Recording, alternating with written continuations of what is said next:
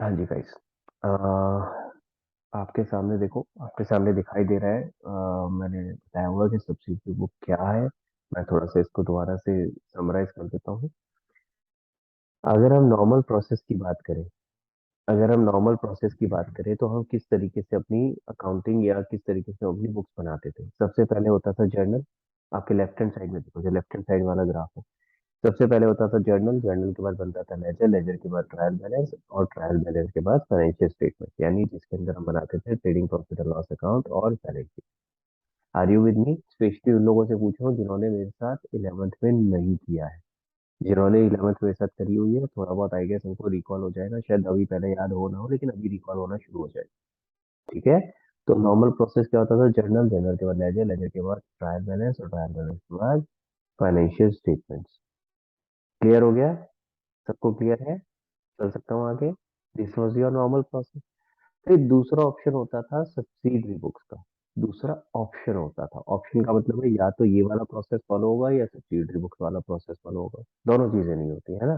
तो subsidiary books में हम क्या करते थे? जर्नल की जगह, फिर से बोल रहा हूँ, ध्यान से सुनना, जर्नल की जगह हम सब्सिडरी बुक्स बनाते थे। ठीक है। तो अगर हम पहला प्रोसेस में जर्नल बना रहे थे, दूसरे प्रोसेस में फिर उसकी जगह क्या बना रहे हैं? Subsidiary books. तो अगर आप देखोगे बाकी नीचे सारा सेम है। पहले हम सब्सिडरी बुक्स बना रहे हैं, सब्सिडरी बुक्स के बाद फिर वही सारा पार्ट है। लेजर, लेजर के बाद ट्रायल बैलेंस, ट्रायल बैलेंस के बाद फाइनेंशियल स्टेटमेंट्स। क्लियर हो गया?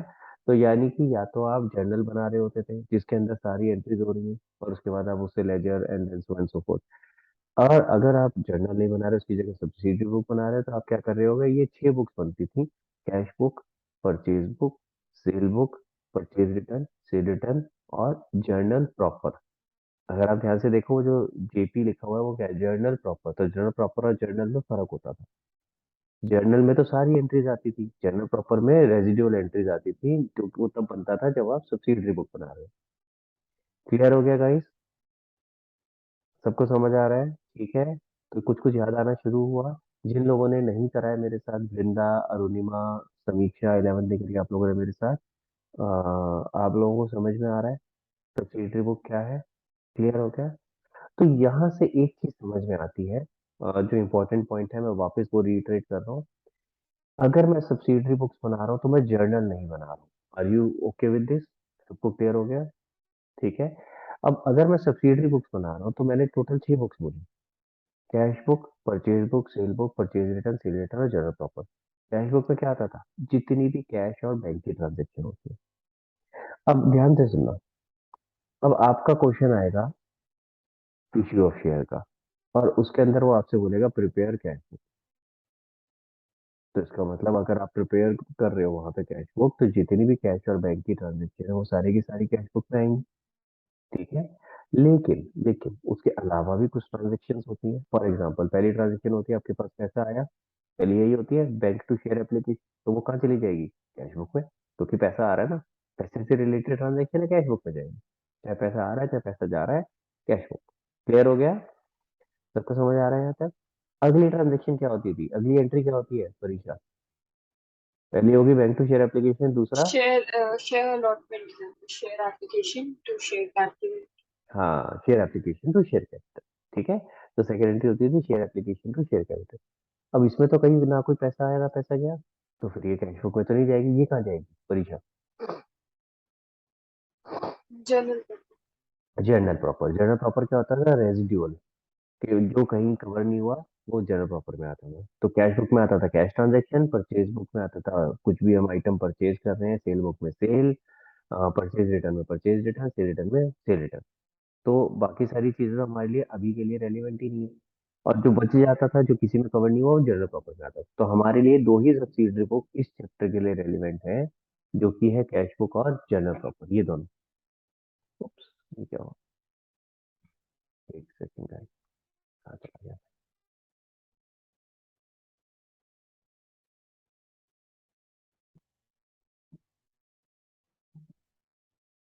Just give me a second.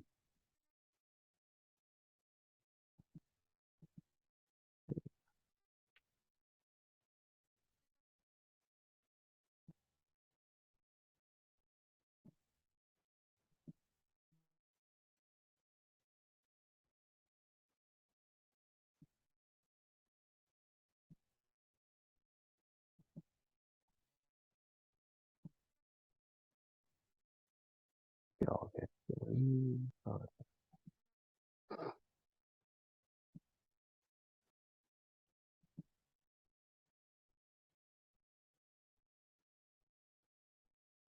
Just second जाएगा।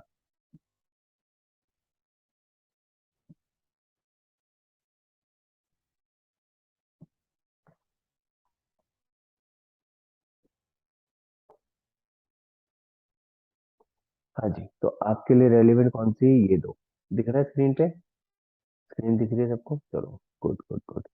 तो आपके लिए इस चैप्टर के लिए सिर्फ यही दो बुक्स आपके लिए रेलिवेंट है, कैश बुक और general proper.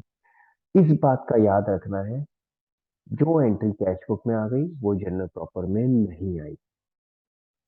This is the main point जिसके लिए मैं सारी कहानी आपको वापस याद दिला रहा था। मैं ये चीज एक सेकंड में बता सकता था, लेकिन आपको प्रोसेस याद आएगा तो कभी भी इसको भूलोगे नहीं कि ऐसा क्यों है, लॉजिक पता होना चाहिए। ठीक है?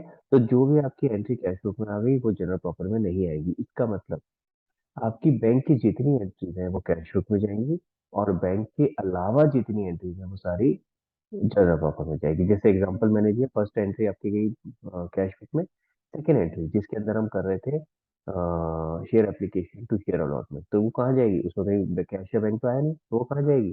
Journal proper. समझ में आया सबको? क्लियर हुआ? ठीक है। अब एक काम करते हैं, एक क्वेश्चन करते हैं और समझते हैं कि कहाँ प्रॉब्लम आती है। अब एक और चीज, प्लीज ध्यान से सुनना। अगर हम कैश बुक कर रहे हैं, ठीक है, क्वेश्चन आया कैश बुक का, तो ये नहीं करेंगे पहले उठा के सारी जर्नल एंट्री कर ली, उसके बाद सर जहां जहां बैंक आ रहा है ना उसको हटा करके कैश बुक में डाल दे। बहुत सारे लोगों के दिमाग में ऐसा भी आता है कि सर ना हमें ये आसान तरीका है, ये ऐसे कर ले। बेटा आसान तो तरीका है, लेकिन इसको करने में आप जितना टाइम वेस्ट करोगे ना, उसमें एक क्वेश्चन पक्का छूट जाएगा। तो प्लीज ऐसे नहीं करना, कोई भी ऐसे करने का सोचेगा भी नहीं। कोई ऐसा कोई मुश्किल तरीका नहीं है, मैं आपको आसान तरीका बता रहा हूँ कि किस तरीके से जर्नल एंट्री होगी। स्टेप बाय स्टेप चलेंगे, कौन सी चीज कैश बुक में जाएगी, कौन सी चीज जनरल प्रॉपर में जाएगी। आपने क्या करना है, एक बात तो ये याद रखनी है कि जब इस तरह का क्वेश्चन आप कर रहे हो, जनरल प्रॉपर वाला क्वेश्चन आप कर रहे हो, तो आपने क्या करना है, जो आपका रजिस्टर है, ठीक है, ये आपका रजिस्टर है, ठीक है, कैश बुक वाला क्वेश्चन अगर आप करोगे तो इस साइड में कैश बुक बना लोगे और इस साइड में जनरल प्रॉपर बना लोगे। समझ आ रही है मेरी बात? तो दोनों चीजें साइमल्टेनियसली होनी चाहिए। ऐसा नहीं होगा कि पहले मैं पूरी कैश बुक बना रहा हूँ फिर जनरल प्रॉपर कर रहा हूँ, नहीं। मैं साइमल्टेनियसली कर रहा हूँ, आप देखोगे। मैं एक एंट्री यहाँ कर रहा हूँ, एक एंट्री यहाँ कर रहा हूँ, इस तरीके से मेरा काम हो रहा है। क्लियर हो गया? समझ में आया? तो पहली चीज समझ आ गई कि आपको करना क्या है। आपको जनरल प्रॉपर और कैश बुक दोनों के फॉर्मेट साथ साथ बना लेंगे, और जैसे जैसे एंट्री आती जा रही है, जहां एंट्री होगी वहां करते चलिए। क्लियर हो गया? Number one. नंबर टू, भैया जो मैंने आपको बताया था बेसिक, क्या बोलते हैं उसको, वर्किंग नोट। वर्किंग नोट हर जगह बनेगा, चाहे आपको कैश बुक का क्वेश्चन आए चाहे आपको जर्नल का क्वेश्चन आए। बिना वर्किंग नोट के तो आप काम कर ही नहीं सकते। तो यहाँ भी वर्किंग नोट बने। द ओनली डिफरेंस इज यहाँ सारी की सारी जर्नल एंट्री के फॉर्म में नहीं आएगी, यहाँ कुछ जर्नल प्रॉपर में जाएगी, कुछ आपकी कैश बुक में। दिस इज द डिफरेंस, पर वर्किंग नोट यहाँ भी बनेगा। क्लियर हो गया? तो इन दो बातों का याद रखना है, वर्किंग नोट यहाँ भी बनेगा, प्लस दूसरी बात मैंने क्या बताई कि एक पेज पे कैश बुक बना लो और एक पेज पे आपको जर्नल प्रॉपर का फॉर्मेट बना। फॉर्मेट मैं आपको दिखाता हूँ अभी कैसे बनेगा। देखो भाई, कैश बुक कुछ कुछ ऐसी होती थी, अगर आप याद करोगे, तो कैश बुक एक तरह से आपका लेजर की तरह होती थी। ठीक है, लेजर का अकाउंट होता था, याद आ रहा है? एक तरफ डेबिट एक तरफ क्रेडिट, और date particular, LF and bank. वहाँ लेजर में बस डीएफ होता था, यहाँ हम अभी भी एलएफ यूज करते हैं क्योंकि यहाँ से लेजर में पोस्टिंग होती है। ठीक है, इसके बाद फिर अगेन क्रेडिट साइड पे वही same columns, date particular, LF bank. अगर आप ध्यान से देखो, हमारे कैश बुक में दो कॉलम होते थे, एक कैश का और एक बैंक का, पर मैंने सिर्फ एक ही बनाया है, बैंक। कोई बता सकता है, परीक्षा बता सकती है ऐसा क्यों? क्योंकि कैश यूज ही नहीं होगा, बैंक के थ्रू यूज करते ही हैं। नहीं होगा, हम सारी एंट्री बैंक के थ्रू करते हैं, मैंने बताया था। जो कंपनी है जिसकी हम बुक्स बना रहे हैं, ये सारी एंट्रीज बैंक के थ्रू करती है। तो इसलिए यहाँ कहीं भी कैश यूज नहीं होगा, तो इसलिए हमें कैश कॉलम बनाने की जरूरत नहीं है। और इसीलिए आप कैश बुक के साथ में ब्रैकेट में देखोगे तो क्या लिखा है, बैंक कॉलम ओनली। ठीक है, तो आपने भी ऐसे ही लिखना है, कैश बुक ब्रैकेट में बैंक कॉलम ओनली। समझ आ गया सबको? किसी को कोई डाउट? चलूँ आगे यहाँ तक? तो ये आपका फॉर्मेट हो गया कैश बुक का। और जर्नल प्रॉपर तो जर्नल की तरह ही दिखता है, जैसे जर्नल आपका बनता था बिल्कुल वैसे ही आएगा। Date, particular, LF, debit, credit. Clear है गाइस? ठीक है। अब क्वेश्चन करते हैं एक जल्दी से। देखो क्वेश्चन आपको जैसे सपोज करो ये बोला हुआ है, मैं क्वेश्चन समझा देता हूँ क्या है। क्वेश्चन मैंने बोला 10,000 शेयर हमने ऑफर किए थे, हमारे पास एप्लीकेशन आई 30,000 शेयर। ठीक है। तो हम ऑब्वियसली अलॉट कितने करेंगे? 10,000। और वो कैसे करेंगे? क्वेश्चन में बताया हुआ है। 5,000 को कुछ भी नहीं दिया, 5,000 को 5,000 दे दिए, तो बाकी कितने बचे? 20,000, उनको 5,000 दे। क्लियर? तीन कैटेगरीज बन गई। इंस्टॉलमेंट आपकी वही है 2332, जो मैं हर बार लेता हूँ। टोटल 10 रुपए का शेयर हो गया। और उसके बाद आपका वर्किंग आगे शुरू होगी। वर्किंग क्या होगी? पहला वाला जो आपको दिया है 5,000 को नील, उसका आप एक्सेस एप्लीकेशन मनी निकालोगे, वो मैंने निकाल दिया है यहाँ पे। 5,000 इंटू 2, 10,000, ये कहाँ जाएगा? बैंक में। क्लियर हो गया? उसके बाद दूसरा वाला प्रोराटा कैटेगरी, दूसरा वाला नहीं, तीसरा एक्चुअली। 20,000 को 5,000 दिया, तो एक्सेस एप्लीकेशन मनी 30,000। हमने चेक किया कि अलॉटमेंट में कितना एडजस्ट हो जाएगा, 15,000। बाकी बचा हुआ 15,000 पोर्शन साइलेंट था, तो इससे हमने क्या करा? वापस कर दिया। समझ आ गई मेरी बात?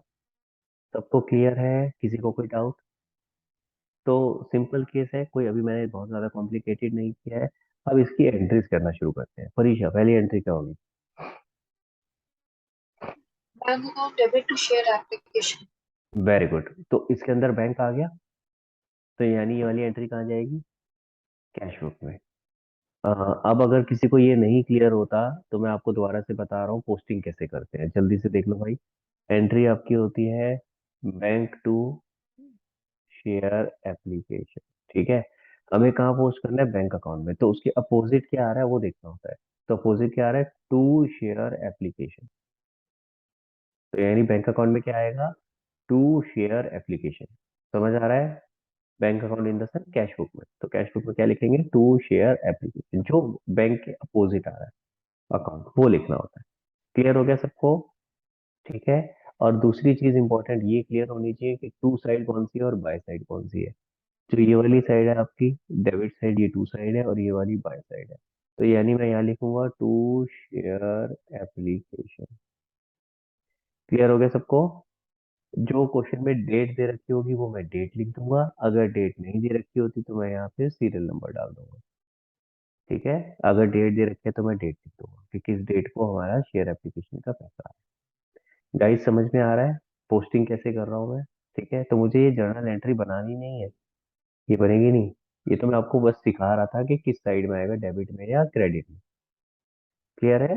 परीक्षा, अमाउंट बताओ कितना आएगा बेटा शेयर एप्लीकेशन का? 60,000। कैसे निकाला? Total 30,000 30,000 into 20। एप्लीकेशन आई, और हर एप्लीकेशन पे 2 रुपए, 60,000। ये ऑलरेडी हम कर चुके हैं, अगर आप लोग को याद हो। ये चीजें तो हमने जो जनरल एंट्री में सीखा था, कैसे अमाउंट निकालना है, पैसे ही निकालना है, तरीके सारे वही है। 30,000 एप्लीकेशन इंटू 2। अगली एंट्री बताओ परीक्षा क्या होगी? Share application account debit to share capital account to share allotment account to fund. तो इसमें क्या आ गया? अगर आप ध्यान से देखो, इसमें बैंक भी आ रहा है और बैंक के अलावा भी कुछ चीजें आ रही है। मैं ये नहीं, एंट्री ऑलरेडी यहाँ बना रखी है, देखो। ये एंट्री होगी, शेयर एप्लीकेशन के 60,000 रुपए थे। कैपिटल के कितने आ गए? 10,000 इंटू 2, 20,000। ठीक है। आप दोबारा देखना चाहो तो मैं आपको वर्किंग नोट दिखा देता हूँ।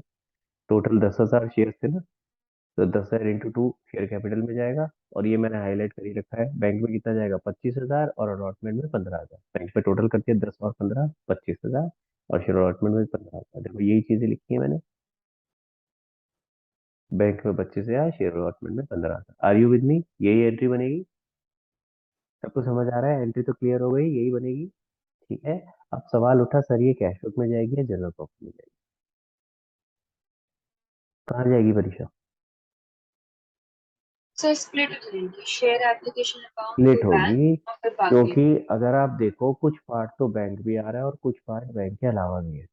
अगर मैं ये ध्यान से समझो, आपको याद आना चाहिए, ये एंट्री एक एंट्री नहीं है, ये कंपोजिट एंट्री। ये एक तरह से तीन एंट्रीज को मिला करके बनी हुई है। ठीक है। पहली एंट्री क्या है? Share application to share capital. दूसरी क्या है? Share application to bank. तीसरी क्या है? Share application to share allot. ठीक है। तो जो शेयर एप्लीकेशन टू बैंक वाली एंट्री है, वो तो आपकी जाएगी कैश बुक में। और बाकी सारी एंट्रीज आपकी कहाँ जाएगी, जनरल प्रॉपर में। क्लियर हो गया? तो मैंने इसको दो पार्ट में डिवाइड कर दिया। देखो, क्या मैं ऐसे कर सकता हूँ, शेयर एप्लीकेशन टू बैंक अलग कर दिया, 25,000 25,000, और जो बाकी बच गया उसको मैंने अलग कर दिया, share application to share capital to share allotment. सबको समझ आ रहा है? तो जो ये बैंक वाली एंट्री हो जाएगी आपकी कैश बुक में, और जो जनरल प्रॉपर, जो दूसरी एंट्री हो जाएगी जनरल प्रॉपर में। तो पहले बैंक वाली कर देते हैं। इसकी पोस्टिंग क्या होगी? अब बैंक नीचे आ रहा है, उसके अपोजिट आ रहा है शेयर एप्लीकेशन, तो क्या आएगा भाई, बैंक में क्या लेके जाऊंगा, by share application. By share application 25,000। ठीक है, तो यहाँ आ जाएगा बाय शेयर एप्लीकेशन 25,000। तो एक पार्ट तो ये आ गया। ठीक है, और उसके बाद जो दूसरा पार्ट बचा हुआ था वो क्या था, share application to share capital to share allotment 35, 20 और 15, ये मेरी जनरल प्रॉपर में आ जाएगी दोनों ही। Share application to share allotment to, share capital. Sorry गलत कर दिया मैंने, share application to share capital to share allotment, यही था। शेयर एप्लीकेशन में 35,000, 20,000 और 15,000, यही एंट्री थी ना। तो अभी इनिशियली क्या होगा, आप ध्यान से सुनेंगे। अब अभी इनिशियली, क्योंकि ये कंपोजिट एंट्री है, तो आपको आदत नहीं है कि एकदम से आप स्प्लिट कर दो बिना बनाए, तो आप शुरू में ऐसे बना लेना। शुरू में ये दिक्कत आएगी, शुरू में आपको एक दो बार ये बनानी पड़ेगी, फिर आपको समझ में आना शुरू हो जाएगा, अच्छा बैंक वाला अमाउंट ऊपर लेके जाना, बाकी सारी चीजें नीचे लानी, फिर आदत पड़ जाएगी। ठीक है, बट शुरू शुरू में जरूरत पड़ेगी, तो ऐसे बना लेना, एक बार रफ में कहीं पे बना लेना। ठीक है, ये कहीं पेयर नहीं है, ये रफ है, ये रफ में बना लेना, ताकि आपको स्प्लिट करना इजी होता है कि कौन सा पार्ट कितना कहाँ जाए। समझ आ गया? क्लियर? थर्ड एंट्री बताओ बेटा। Share allotment account debit to share application account कहाँ 10,000 जाएगी, into कहाँ पे जाएगी, जनरल प्रॉफिट। जर्नल प्रॉपर में, क्योंकि इसमें बैंक नहीं आ रहा, तो हम यहाँ आ गए। Share allotment to share capital, amount बोलो बेटा। 10,000 into 3। यानी कि 30,000। तो आप देख रहे हो, कैलकुलेशन तो सारी वैसे ही है। द ओनली डिफरेंस इज आप जो एंट्रीज करते आ रहे थे अभी तक, अब आप उसको दो पार्ट में डिवाइड कर रहे हो, कुछ जा रही है कैश बुक में, कुछ आ रही है जनरल बुक। क्लियर है गाइस? सबको समझ में आई ये वाली बात? ठीक है। हाँ जी, इससे अगली वाली, पैसे आएंगे तो एंट्री ऊपर आ जाएगी, बैंक टू शेयर अलॉटमेंट। कितने पैसे आएंगे? 30,000। 30,000 में से ये एडजस्ट नहीं हुए 15,000। अच्छा, हाँ हाँ हाँ, 15,000 15,000 माइनस 50। ये गलतियां होंगी जब आप कैश बुक वाला क्वेश्चन करोगे, और इसीलिए मैंने बोला कि कैश बुक वाला क्वेश्चन अब फ्रेश दोबारा से करना है। ऐसे नहीं करना है, अरे हमने जनरल एंट्री बना तो रखी है, उसी से कॉपियां मार लेते हैं, जो पार्ट बैंक में जाना है बैंक में ले गए, और जो पार्ट यहाँ लेके आना है जनरल प्रॉफिट में यहाँ ले गए। बेटा यहाँ तो ये कर लोगे, जब एग्जाम में कैश बुक बनाने को आ जाएगी ना, तो फंस जाओगे। तो प्लीज ये क्वेश्चन कैश बुक वाले अब फ्रेश दोबारा से करने हैं, सारा वर्किंग नोट सब कुछ दोबारा बनाना है, ताकि अगर आप जब पहली बार कैश बुक बनाओ विदाउट एनी जर्नल एंट्री, तो कैसे बनेगी ये चैलेंज समझ में आए। गलती समझ में आई परीक्षा? और ये कॉमन गलतियां हैं, क्योंकि वहां तो जर्नल एंट्री में दिख रहा होता है पूरा सीक्वेंस, उसमें ऊपर दिख रहा होगा, अरे वहाँ शेयर अलॉटमेंट दिख रहा है जस्ट हुआ, यहाँ आपने ऊपर नीचे करा, आप भूल जाओगे, गड़बड़ हो जाएगी। तो इसलिए ध्यान रखना है कि आपने ये प्रैक्टिस करनी है, जितना ज्यादा प्रैक्टिस करोगे उतना ज्यादा क्लियर होगा कि क्या मैं ठीक कर रहा हूँ या गलती है, किस स्टेप पे गलतियां होती है वो चीज पता चलेगी। ठीक है, क्लियर है? इसलिए फिर से रिक्वेस्ट है मेरी कि जब आप ये क्वेश्चंस करोगे कैश बुक वाले, तो अब फ्रेश करने हैं, बिल्कुल जीरो से। ठीक है, हाँ जी। तो एंट्री क्या होगी, बताओ अमाउंट क्या आएगा। To to share allotment 15,000। 30 पहले आना था, इसमें से 15 आ चुका है, तो सिर्फ 15,000 ही हमें यहाँ पे मिलेंगे। क्लियर हो गया गाइस सबको? इससे अगली एंट्री क्या होगी, फिर उसके बाद ड्यू करोगे तो आप शेयर देख रहे हो, फर्स्ट कॉल एक ऊपर एक नीचे, share first call to share capital. बोलो अगली एंट्री अमाउंट। 30,000। फिर उसके बाद पैसे आएंगे तो ये ऊपर आ जाएगी। टू शेयर फर्स्ट कॉल, अब की बार पूरे पैसे आएंगे 30,000। ठीक है, फिर उसके बाद अगली एंट्री इधर आ जाएगी, share second and final call amount to share capital 20,000. 20,000। ठीक है, और उसके बाद अगली एंट्री यहाँ आ जाएगी, to share second and final call 20,000। समझ आएगा ही? क्लियर हुआ? तो आप अगर देख रहे हो तो एक एंट्री ऊपर एक एंट्री नीचे, सिंपल सा एक पैटर्न बन जाएगा। ठीक है, और अगर आप ध्यान से देखो तो जब मेरे पास पैसे आ रहे हैं तो एंट्री इधर आती है, ये हमने सीखा भी था 11th में। और जब पैसे पे कर रहे हैं तो इधर आती है। तो पेमेंट कब होगी? पेमेंट तो बहुत ही रेयर केस में होगी, जब आप रीफंड कर रहे हो। जब आप पैसे रिफंड करोगे तभी पेमेंट हो रही है, अदरवाइज तो पेमेंट होगी नहीं, कंपनी के पास तो पैसे आएंगे ही। तो नॉर्मली सारी एंट्रीज आपकी डेबिट साइड पे आ रही है। क्लियर हो गया गाइस सबको? चलूँ आगे? ओके, अब इसके बाद खत्म नहीं हुआ है, अभी अभी क्या करना है, कैश बुक को क्लोज करना है मेरे भाई। तो कैश बुक क्लोज कैसे होगी? जैसे कोई भी लेजर अकाउंट क्लोज होता था, जो साइड ज्यादा है उसका टोटल करो। कौन सी साइड ज्यादा है? Debit side. तो डेबिट साइड का टोटल कितना आ रहा है? 6, 7, 8, 125. 1,25,000। 125, 125 में से 25 किया तो यहाँ क्या आ जाएगा? 1 लाख। ये क्या आएगा बताओ? क्या आएगा बताइए? By balance guarantee.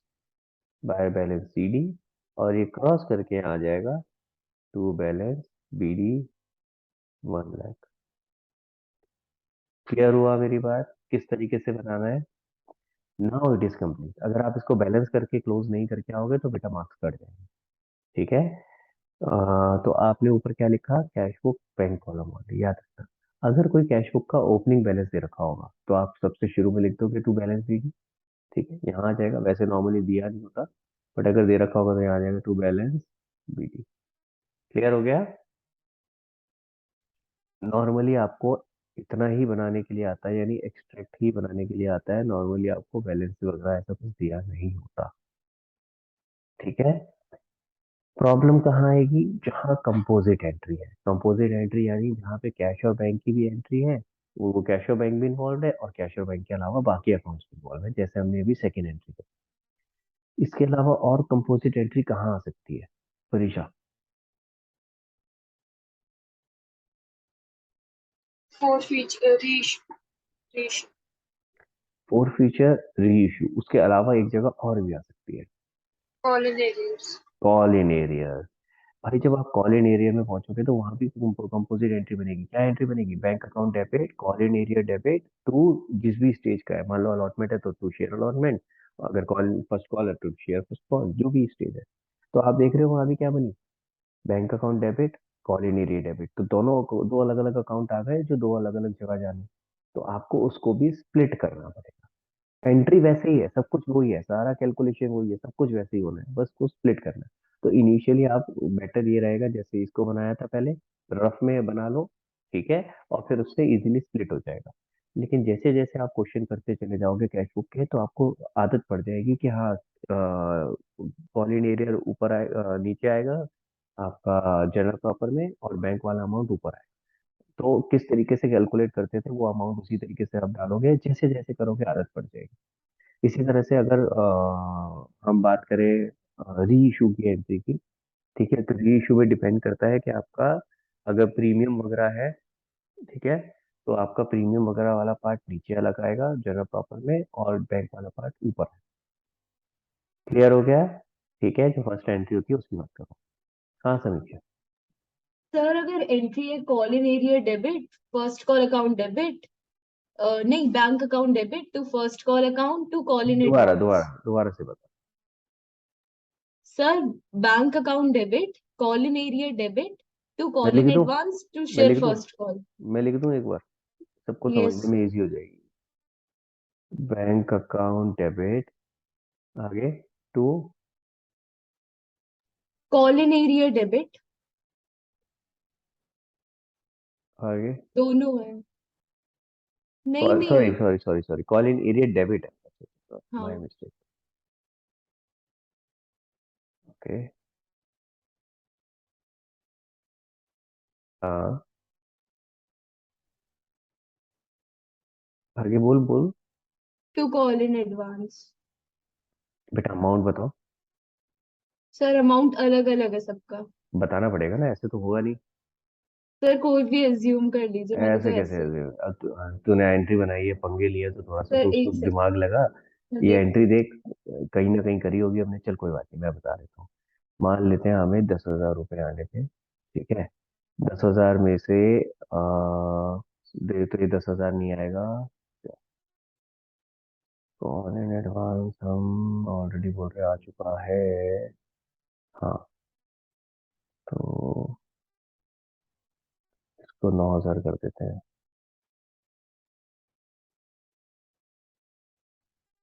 1,000 ही हो गया। और मान लेते हैं 500 नहीं आया, और 9,500 यहाँ आ गया। ऐसा सा कुछ होगा ना। वैसे कॉल इन एडवांस डेबिट में ही आ रहा होगा, क्रेडिट में क्यों आएगा? कॉल इन एडवांस जो क्रेडिट में आ रहा होगा ना, वो तो सिर्फ आपका किस स्टेज पे आ रहा होगा, अलॉटमेंट वाले स्टेज पे। फर्स्ट वाले कॉल में तो ऐसे आएगा नहीं, फर्स्ट वाले कॉल में तो एडजस्ट हो रहा होगा ना उल्टा। तो बता क्या करूँ उसको। Yes sir, first call sir की शेयर जगह अलॉटमेंट ले लीजिए ना। शेयर अलॉटमेंट ले लूँ? हाँ। ये फर्स्ट कॉल तो नहीं हो सकता। ये आएगा आपका, शेयर अलॉटमेंट में भी नहीं आएगा, ये आपकी सेकेंड एंट्री जो होती थी ना उसमें आएगा। रुको, इसको एंट्री को ठीक करते हैं। देखो एंट्री कहाँ थी, ये वाली जिसमें call in advance call in arrear दोनों थे, एक डेबिट में एक क्रेडिट में। ये सेकेंड सर एंट्री में मैं आएगा वही। मेरे ख्याल से। दोनों एक इस तरीके से नहीं आएंगे, दोनों या तो डेबिट में आ रहे होंगे। देखो ऐसे कभी हो ही नहीं रहा होगा, तो आपकी एंट्री उल्टा पता क्या थी, जो मैंने कराई होगी वो ऐसी होगी। सॉरी। और सर मिल गई, एक है एंट्री। बताओ क्या है। Bank account debit, call in hmm. Arrear debit, to share hmm. Allotment credit, to call in advance credit, और अमाउंट भी है। बता दूं? बोलो। अमाउंट बैंक अकाउंट का है 3,02,000, कॉल इन एरियर्स का 1,200, और ट्वेल्व शेयर हंड्रेड अलॉटमेंट का 3 लाख,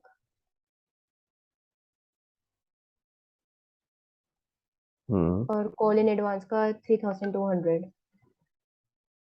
3,200। एक सेकेंड रुक जरा। ये हम कौन सी एंट्री कर रहे हैं? Third entry, right. नहीं सर, फोर्थ एंट्री कर रहे हैं ना हम, ये जब हमारा शेयर अलॉटमेंट का मनी आया पहले है। बैंक की हुई, फिर हाँ फोर्थ एंट्री हुई। ठीक है ठीक है ठीक है ठीक है। फोर्थ एंट्री में लेकिन कॉल इन एडवांस कैसे आ रहा है यार, शेयर अलॉटमेंट के साथ, मेरे को ये समझ नहीं आ रहा। अच्छा हम कह रहे हैं, okay sir advance, okay okay, sorry seventy sorry. Fifth समझ गया क्वेश्चन, नहीं समझ गया, सेवेंटी हम कह सिक्स रहे हैं। क्वेश्चन है। नहीं, हम कह रहे हैं कि हमें एडवांस पैसे मिल गए हैं अलॉटमेंट के टाइम पे, जो कि कॉल्स को रिलेट करते हैं। ठीक है, तो पहले एक बार सबको एंट्री समझा देता हूँ क्या एंट्री है, ताकि इसको ब्रेक करना फिर समझ में आ जाए। देखो भाई, हमें कुछ अलॉटमेंट के पैसे मिलने थे, ठीक है। उसमें से कुछ पैसे नहीं मिले और कुछ मिल गए। आई थिंक यहाँ तक तो सबको क्लियर होना चाहिए, इसमें तो किसी को कोई दिक्कत ही नहीं है इतने पार्ट में। चलो आगे। ठीक है, यहाँ तक क्लियर है सबको। उसके अलावा हमें कुछ एक्स्ट्रा एडवांस मिल गया। वो किसके लिए मिला? अगली कॉल के लिए। तो यानी कि फर्स्ट कॉल या सेकंड कॉल का एडवांस हमें कहाँ मिल गया है? अलॉटमेंट के स्टेज पे ही मिल गया है। अगर मैं इसको ब्रेक करना चाहूँ तो क्या करूंगा भाई बताओ? किसने पूछा था सवाल? समीक्षा, ब्रेक कैसे होगा ये? सर ये bank account debit to share allotment to call in advance भी हो सकता है। हो नहीं सकता है, होगा। हाँ। बैंक के पैसे, क्या बैंक में पैसा कहाँ से आया है? बैंक में इन दो जगह से तो आया है, यस अलॉटमेंट के सर। नाम का आया है और कॉल इन एडवांस के नाम का आया है। ठीक है, अलॉटमेंट का पूरा 3 लाख नहीं आया है। ये कितना था यार नीचे वाला, बताना जरा, कॉल इन एडवांस वाला, वृंदा। थ्री तीन थाउजेंड हजार दो टू सौ हंड्रेड ठीक है, तो हमारे पास ये दो एंट्रीज होंगी, call in arrear to share allotment. जितना एरियर है वो तो आया ही नहीं, ठीक है, तो उसकी एंट्री ये बन गई। 3 लाख में से 1,200 माइनस करो, कितना आता है समीक्षा? 2 लाख 3 लाख 90। में से। 3 से ही करेगी ना बेटा। 3 लाख शेयर अलॉटमेंट में क्रेडिट हुआ था, उसमें से 1200 तो कॉल इन एरियर है, तो बाकी पैसा आया है ना अलॉटमेंट के नाम का, तो कितना आया? 3,98,800। समझ आई मेरी बात? भाई टोटल 3 लाख रुपए थे हमारे पास अलॉटमेंट के नाम के, जिसमें से 1200 नहीं आए तो बाकी बैंक में आए हैं। तो ये जो ऊपर 3,02,000 है, ये दो चीजों को मिलाकर के है ना, एक तो 2,98,800 और दूसरा 3,200। क्लियर हुआ? ओ, 98,800 और 3,200, ये कितना आएगा देखो? 3,02,000 आ गया कि नहीं आ गया? चेक करो। समझ में आया दो एंट्रीज कैसे बनेंगी? समीक्षा। तो अल्टीमेटली जो भी कंपोजिट एंट्री है आपको उसको ब्रेक करना है, बैंक वाला पोर्शन अलग, बाकी पोर्शन अलग। अब मैं अगर इसको पोस्ट करूंगा तो कैसे होगा? ये वाला पोर्शन जाएगा मेरा कैश बुक में, फिर ये वाला पोर्शन जाएगा मेरा जनरल प्रॉपर में। सिंपल। क्लियर है? हाँ वृंदा, जल्दी से पूछो। सर ऐसे नहीं कर सकते, जैसे बैंक अकाउंट में 2,000 है तो पहले शेयर अलॉटमेंट में पूरे 3 लाख भेज दिए। मैंने लॉजिक क्यों बताया इस एंट्री का, इसीलिए तो बताया था, अपनी मर्जी से थोड़ी ना है, उसको कुछ भी कहीं भी डाल दो। दूसरी कॉल इन एडवांस में क्या एंट्री मारेगी? Call in arrear to call in advance. क्या लॉजिक बना इस एंट्री का? फिर तो ऐसे अपनी तरफ से थोड़ी ना परम्यूटेशन कॉम्बिनेशन बना देने हैं कि पहले उठा के उसके साथ एडजस्ट कर दो। आपको लॉजिक मैंने बताया है इसीलिए था ना, कि क्या लॉजिक है। लॉजिक है आपका जो कॉल इन एडवांस है उसके पैसे आ रहे हैं, अलॉटमेंट के पैसे आ रहे हैं, और जो कॉल इन एरिया है वो किससे रिलेटेड है? वो आपका शेयर अलॉटमेंट से रिलेटेड। ठीक है, तो वो अलॉटमेंट के साथ एडजस्ट है। हाँ समीक्षा। सर जैसे कि जो बनाई है कैश बुक, उसमें ऐसे कर सकते हैं, to share allotment, to CIA, लेकिन कंबाइंड अमाउंट लिख दें बाहर। नहीं नहीं यार, ऐसे फिर वही बात, ऐसा थोड़ी ना होता है यार। कभी ऐसा किया है 11th पे? मल्टीपल एंट्रीज लिख दी और लिख दिया अमाउंट का, तो ऐसा थोड़ी ना होता है। जो तरीका वैसे ही करोगे ना, अपना काम बचाने के लिए कुछ भी करा लो, है ना। सर ये दो अलग अलग डिवाइड करना पड़ेगा, दिमाग लगाना पड़ेगा, एक घंटा लेगा, ऐसा थोड़ी ना होता है। जो तरीका भैया वो वैसे ही जाएगा। ठीक है। तो फिर से बता रहा हूँ, इनिशियली जब कैश बुक वाले क्वेश्चन करोगे, ये चैलेंज आएगा कि जहाँ कंपोजिट एंट्रीज है वहां ये दिक्कत होगी। ठीक है, वहां आपको इनिशियली ये दिक्कत आएगी, तो आप इसका बेटर तरीका क्या है, पहले आप कंपोजिट एंट्रीज को रफ में बना लो, फिर उसको आप दोबारा से बाइफरकेट कर लो। ये बाइफरकेट लिखने की जरूरत नहीं है, तो मैंने आपको करके दिखाया, आप डायरेक्टली बाइफरकेशन कैश बुक पर उसमें कर सकते हो। तो और जैसे जैसे आप आगे बढ़ोगे ना टेक्निक के क्वेश्चंस में, फिर आपको ये जर्नल एंट्री बना के देखने की जरूरत नहीं पड़ेगी, आदत पड़ जाएगी, धीरे धीरे समझ आ जाएगा कौन सा पार्ट कहाँ जाता है, और वो करने से ही आएगा, प्रैक्टिस करने से आएगा। क्लियर हो गया गाइस? कोई और डाउट किसी को? कैश बुक समझ में आ गई? तनीषा क्लियर है कैश बुक कैसे बनाई हमने? Yes sir. ठीक है, तो अब एक बार जल्दी से इसकी फोटो खींच लो। जो हमने क्वेश्चन अभी करा है, कहाँ गया, लो यहाँ से ले लो पहले, ये वाला पार्ट लो। ठीक है, चलो आगे। हो गया? इसके बाद ये कैश बुक की फोटो हो गई।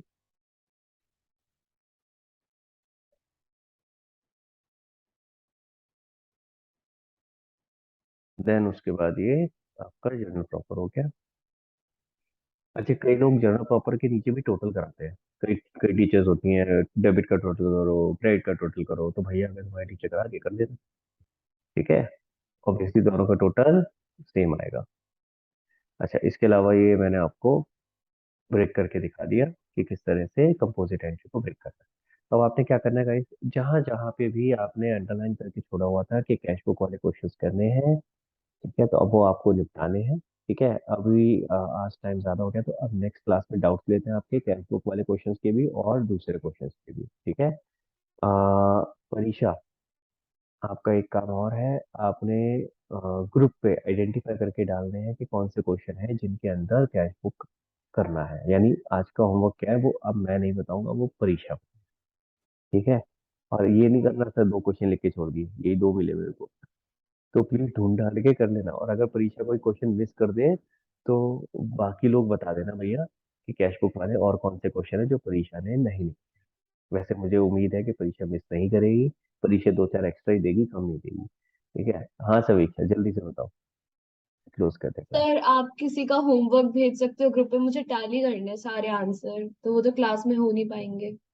आ, किसी का होमवर्क भेजना, तो क्योंकि मुझे भी तो चेक करना पड़ेगा कि उसने ठीक किया कि नहीं किया, सर वो है ना। डिफरेंट आंसर आएंगे तो मैं बता दूंगी।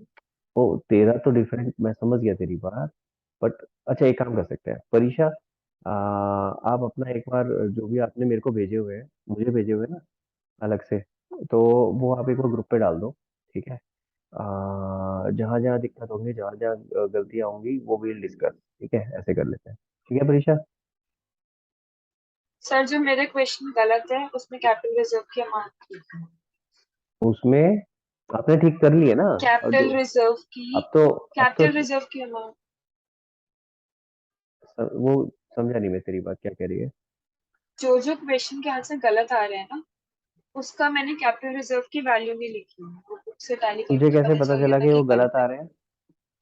बुक्स में था ना कैपिटल रिजर्व की वैल्यू। हाँ तो मतलब कैलकुलेट करी लेकिन लिखी नहीं, तू ये कह रही है। हाँ। कोई बात नहीं, इट्स ओके, तो बाकी एंट्रीज तो पता चलेगी ना कहाँ गलतियां हो रही है। हो सकता है तेरी जो गलती है समीक्षा निकाल के बता दे कि तूने ये गलत किया है। यही तो फायदा होता है अपने आपस में डिस्कशंस करने का।